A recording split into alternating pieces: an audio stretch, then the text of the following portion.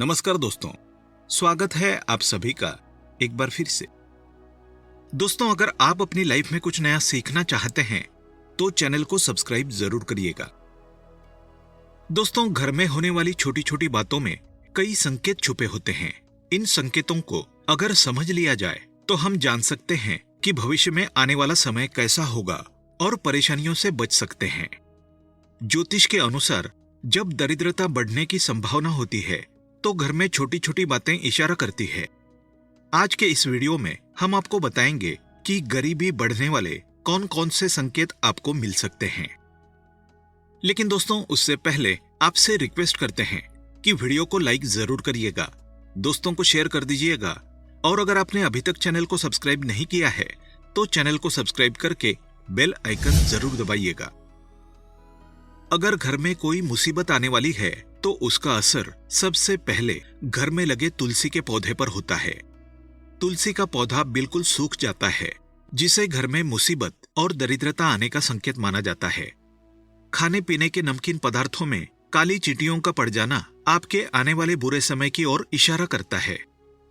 अगर आपके घर में लगे पेड़ पौधों की पत्तियां सूखने लगे तो उसे तुरंत कटवा लें। घर में लगे पेड़ पौधे हमेशा हरे भरे होने चाहिए। घर में पेड़ पौधों की पत्तियां सूखनी नहीं चाहिए, वरना बुध ग्रह खराब होता है और इससे आपके ऊपर कर्ज बढ़ता है। पेड़ पौधों को रोजाना पानी जरूर दें, सूखने ना दें। घर में झाड़ू लक्ष्मी जी का सूचक है, क्योंकि वो दरिद्रता को घर से बाहर निकालता है। इससे घर में सुख समृद्धि और धन दौलत आती है। झाड़ू के ऊपर पांव नहीं रखना चाहिए, इससे लक्ष्मी का निरादर होता है। घर का कोई छोटा बच्चा अचानक घर में झाड़ू लगाने लगे तो उसे घर में किसी अनचाहे मेहमान का आने का संकेत समझना चाहिए। सूर्यास्त के बाद घर में झाड़ू नहीं लगाना चाहिए, क्योंकि ये व्यक्ति के दुर्भाग्य को आमंत्रण देता है। नाश्ता करने से पहले झाड़ू जरूर लगा लें, ये शुभ रहता है। झाड़ू को उल्टा करके रखना अपशगुन माना जाता है। झाड़ू को हमेशा लिटा करके रखना चाहिए। झाड़ू को खड़ा करके रखने से घर में कलह बढ़ता है और घर में दरिद्रता का और गरीबी का वास होता है। अंधेरा होने के बाद आप झाड़ू लगाने से बचें, इससे माता लक्ष्मी नाराज होती है। घर का कोई सदस्य बाहर जाए तो तुरंत उसके जाने के बाद झाड़ू नहीं लगाना चाहिए। कुछ देर के बाद आप झाड़ू लगाएं, वो भी भगवान से प्रार्थना करने के बाद।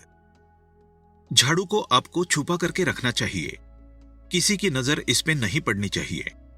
जिस प्रकार धन को छुपा के रखा जाता है, उसी प्रकार झाड़ू को भी घर में आने वालों की नजरों से आपको दूर रखना चाहिए।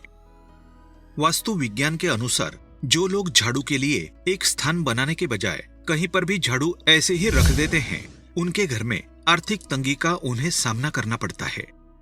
इससे खर्च बढ़ता है, आर्थिक परेशानियों का सामना करना पड़ सकता है। दोस्तों, गाय या अन्य किसी भी जानवरों को झाड़ू से मार के नहीं भगाना चाहिए। इससे मां लक्ष्मी आपके घर से रुष्ट होकर चली जाती है, नाराज होकर के चली जाती है। जिन घरों में दूध उबल कर गिरता है, वहां पर अचानक पैसों का खर्च बढ़ जाता है। घर के लोग बीमार रहने लगते हैं और घरेलू जीवन में दूरियां आने की संभावना बढ़ती है। इसलिए अगली बार से इस बात का जरूर ध्यान रखें। बहुत से लोगों का कहना है कि दूध उबलकर गिरना शुभ होता है, तो मैं उन्हें बता दूं कि रोजाना अगर आपके घर में दूध उबलकर गिरता है रोजमर्रा की जिंदगी में, तो ये शुभ नहीं है। रोज रोज ऐसा नहीं होना चाहिए। आपको इस बात का ख्याल रखना चाहिए। अगर आप किसी काम से घर से बाहर जाएं और वापस आते ही आपको दरवाजे पर सबसे पहले छिपकली के दर्शन हो जाएं, तो इसका मतलब है कि आपका बुरा समय बहुत ही जल्दी शुरू होने वाला है।